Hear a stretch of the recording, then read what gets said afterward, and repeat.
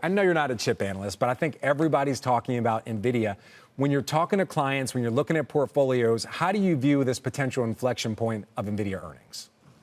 Well, we know AI is a huge and rising theme for the markets, but so are trade tensions. So I'm actually watching mostly for the impact of export restrictions on sending NVIDIA's most popular chips to China. That's going to become a bigger issue, not just for chip makers in the coming quarters, but really beyond that, and as tentacles that go across the markets, including autos and many other areas as well, as trade tensions continue to climb. So I want to hear more about that. All right, so that's one big factor. But I do want to ask you, just generally, when it comes to portfolios, is this perhaps, do you have some investors that might be on pins and needles? I mean, is this something where you have to make a shift or move something around just as a potential hedge against something that might happen? Or is this a time to really go all in on this AI trade in your mind?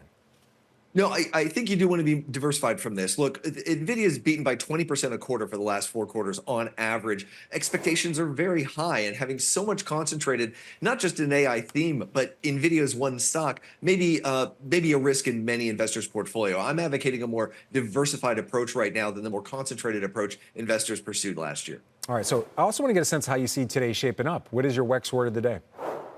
And my WEX word of the day is immigration. You know, when Fed Chair Powell addressed reporters after the May 1st meeting, he was given several openings to put rate hikes on the table, but he didn't take them, and the dollar reversed direction and began what's now a 2% slide. The minutes of the meeting today at 2 p.m. may offer clues as to why the Fed thinks rates are restrictive enough and may keep them for a while at current levels. So expect to see the word immigration mentioned several times in the minutes as one reason the Fed believes wage pressure can continue to ease without having to make rates restrictive enough to weaken the overall labor market. It's a controversial point, but one that Powell hinted at about a week ago at a banking event in Amsterdam, so it was likely a key point of discussion among FOMC members. Okay. I also want to talk about where you're seeing opportunities in the global market. So right now, the U.S., a lot of people think it's just a bit frothy, again, hitting record highs for both the NASDAQ and the S&P. But you're looking overseas. I want to ask you about a few different ones. I was in London, as you may or may not know. Saw the FTSE continue to hit record highs in recent weeks. It's up about 8%, 8.5% year to date.